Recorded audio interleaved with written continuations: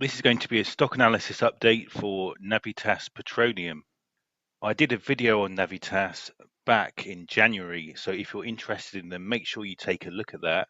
This, however, is going to be just an update on recent events since January. Please remember that I do these videos just for fun as a hobby and always speak to a qualified financial advisor before making any investment decision. So since January, there have been two documents that have come out. One is the end of year financials for 2023, and then we also have the first quarterly results for 24. So here's their current development works, and one thing that's changed is the actual lease has expired for the Block 7 in Canada exploration project. So this is now out of the picture. Now they have the currently producing wells in Denbury, Neches and Buckskin North, and there's no real updates for them.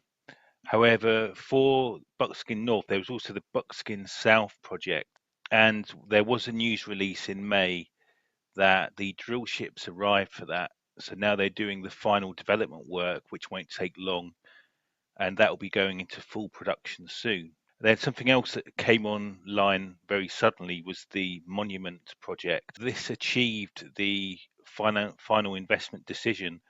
So actually, they're going to be doing the development work of that very soon.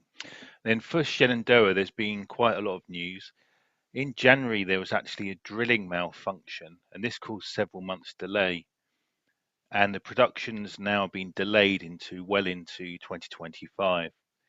There was also a shipyard accident in February where the actual floating production storage vessel is being built in, I believe it's in South Korea.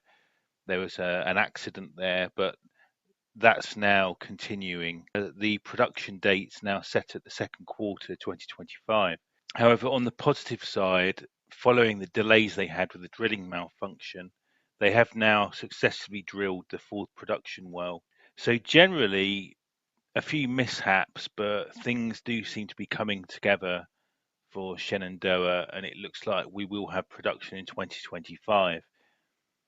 And this is a massive impact on the business. As we see here, value of what they have in production at the moment versus the Shenandoah project is going to have a huge impact. So, and the share price reflects this. As we march on towards Shenandoah, we see the share price has actually been going up tremendously in the last 2 years. Then finally, obviously, Sea Line, we're waiting for the final investment decision, which was supposed to be this year. For me, it's like a 50-50 chance.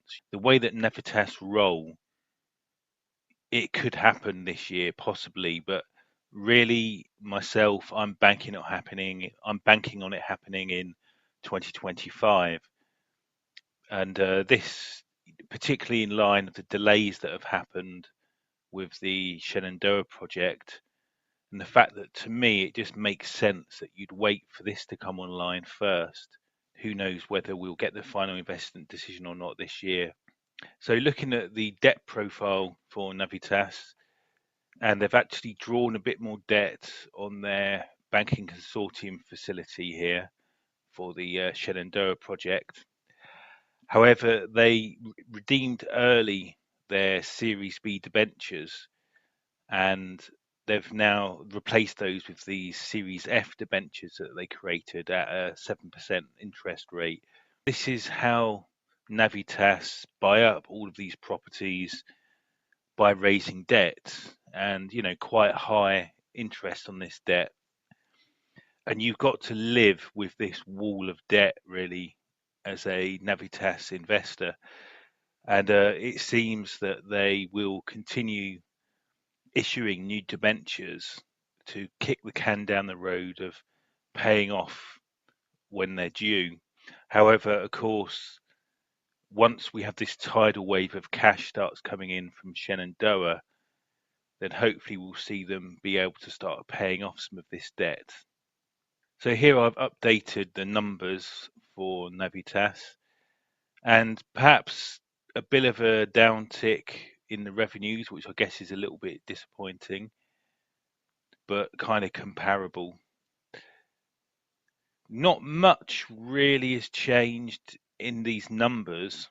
what's the most interesting thing is how really what I think is the most important cost, which is the interest on the debentures and the bank loans, that gets hidden away within the financial expenses here, as these costs get deducted by this thing they call capitalized costs, which may be where uh, which may be something to do with the issuing of debentures, which then kind of soaks up those costs. But I don't know.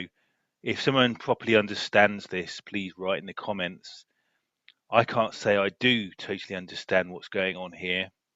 I mean, this is how it's presented in the actual annual report. And so when they say capitalization of borrowing costs for qualifying assets, I guess that's them issuing new debt, which is, I guess, capitalized or something. And so what I've done is I've got here what the interest is on the debentures and bank loans, and that's worth keeping a track on. You can see it's starting to get fairly hefty. So currently, the interest on their debt is half of all their revenues. However, of course, that debt's used to pay for Shenandoah, which will then lead to a vast increase in revenues in a year or two. So this is kind of a metric which is kind of hidden away in their finances, but which you can get from going down a level here, and it's worth keeping tabs on.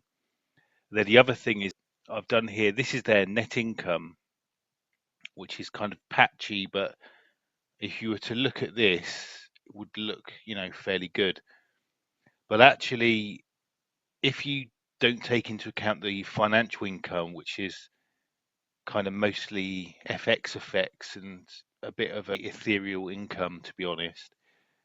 So it's good to take away that because it's not really reliable in the long run. And then also the capitalized costs. So then here I get a number where I know, yeah, this is really how the money's flowing without the complication of capitalization. And then here it's actually looking quite bad at a negative 33 million net income once you've accounted for those things. Not really very pretty accounts actually when you've gone into that second level of detail. But of course, this company is not about how they're operating now. It's about how they are in a couple of years when Shenandoah comes online.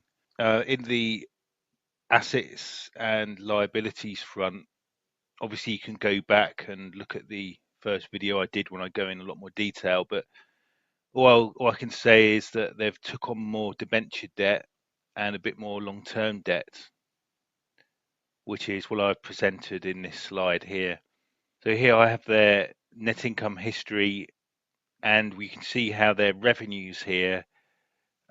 We expect obviously to start ramping up big time after Shenandoah. This is my market cap versus value graphic that I put together. And here they look like they are going up like a rocket ship. I mean, it's a very, very positive profile. Here I've got the NVP10s of the different products under development. And when you take a look at Shenandoah and then put that alongside the current market cap, you see, you really do see the impact that Shenandoah is going to have. And it looks like this is going to come into a realization in a couple of years. And here, the green ones are the actual developed products, developed projects. When you compare the NPV 10 values of these versus Shenandoah, you really do see it's the order of magnitude increase in the revenues this company will be bringing in once Shenandoah comes online. So since I last looked at Navitas Petroleum, they're only stronger, they're only doing better. It looks fairly certain that the Shenandoah project's going to come online in 2025. The future growth potential for this company is really quite extraordinary. Myself, though, I'm not sure if the FID for Sea Lion will happen this year or if it will get delayed, perhaps until once Shenandoah is further advanced. So I hope you found this video useful, and I'll speak to you soon at my next video. I do videos like this one just for fun as a hobby. It's for entertainment purposes only. Always consult a qualified financial advisor before making any investment decision.